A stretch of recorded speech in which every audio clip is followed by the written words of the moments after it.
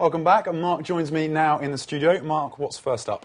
Well, even while discussing important bilateral issues here in China, US President Obama's thoughts are bound to return home from time to time to America's healthcare woes. And it's not just the US that's planning healthcare reforms. The Chinese government is also attempting to improve its medical care system and insurance cover for its 1.3 billion citizens. In the northern province of Shanxi, it seems those efforts are starting to pay off. More than 6,500 new clinics have been built across this coal mining province of 33 million people. A further 300 are planned. The Chinese government is on a mission to fix the country's ailing healthcare system. More than 300 million people in China have no health insurance.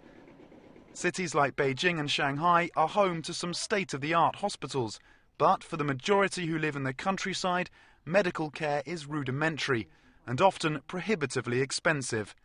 One illness can ruin a Chinese family, driving everyone from white-collar workers to migrant workers and farmers to save around 40% of their household income for a rainy day.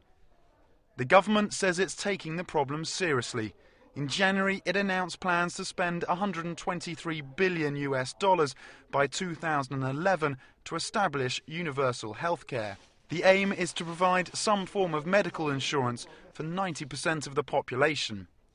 Each person covered by the system would receive an annual subsidy of just over $17 starting next year. Medicine would also be covered by the insurance. Here in Shanxi, as well as building clinics, the local government has said it will increase subsidies for rural doctors in the province.